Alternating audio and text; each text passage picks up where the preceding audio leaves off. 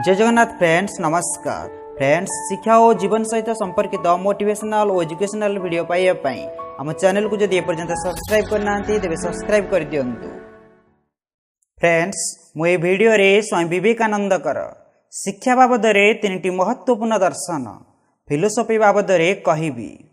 सबुठारु प्रथम दर्शन यह अटे कि कौनसी भी मनुष्य को तैयारी करिबारे बा भांगी देबार पछरे तार शिक्षा होता है। प्रश्न यह अटे कि शिक्षा कौन?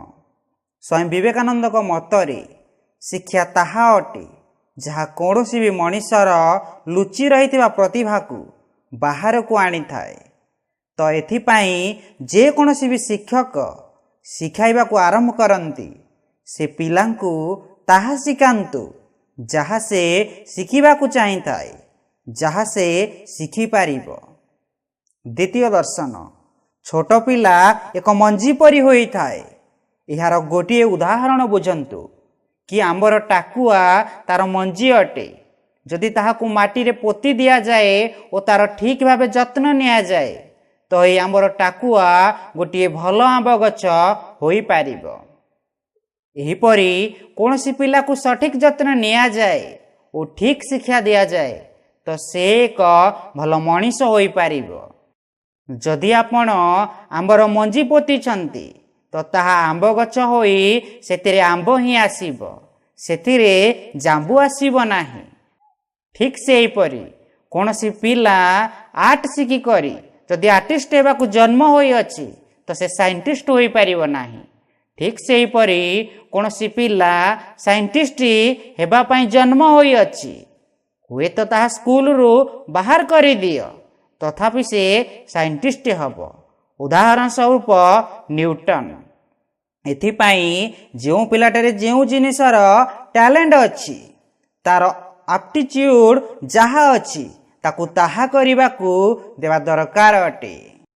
तृतीय दर्शन जहा स्वामी विवेकानंद कहिसंती कि परिवार लोक और शिक्षक माली परी होइतांती और माली संपूर्ण भावे तीनोटी काम करि पारिबो।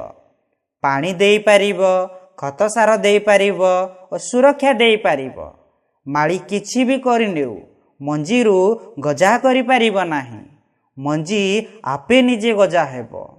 एहिपरि आपण केते भी सुविधा देई दियंतु, भलरु भल स्कूल रे एडमिशन करि दियंतु, भल ट्यूशन भी दियंतु, पिला निज हिसाब रे ही शिखिबो। जदि आपण पिलार अभिभावक बा शिक्षक अटंती तो आपणक पिलांकु ता हिसाब रे शिखिबाकू दियंतु। से जहा शिखिबाकू चाहू अछि ताहा शिखिबाकू दियंतु। ताकू शिखिबारे जेतिकी समय लागू अछि सेतिकी समय लागिबाकू दियंतु। आपणकर काम केवल आपण खत सार, पानी और सुरक्षा देबार अछि। यार गोटिए अर्थ एहा अटे कि कौनसी भी मनीष ठारे गोटिए ना गोटिए प्राकृतिक टैलेंट निश्चिंत होई थाए और सेही टैलेंट ताकू सेही आड़कू आकृष्ट करि थाए। जेपरि मंजी को गछ हेबाकू परिश्रम करियाकू पड़ी थाए। जदि आपणक भितरे कौनसी जिनिसर टैलेंट अछि तो आपणकू सेही जिनिस पई अधिक परिश्रम करियाकू पड़िबो। जदि परिश्रम करिवे तो आपण ताहा होई जिवे जहा हेबा पाई आपण जन्म होइचंती। जदि आपण जने स्टूडेंट अटंती तो स्वामीजींकर एही बहीटी को नितांत पढ़ंतु। और जदि आपण जने अभिभावक बा शिक्षक अटंती तो आपण निश्चिंत रूपे नितांत पढ़िबा दरकार अटे। जदि ए वीडियोटी आपको भल लगी अछि तो लाइक और शेयर करंतु। एहिपरि एजुकेशन और मोटिवेशनल वीडियो पाई चैनल को सब्सक्राइब कर दियंतु।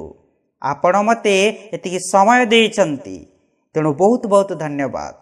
Thanks for watching.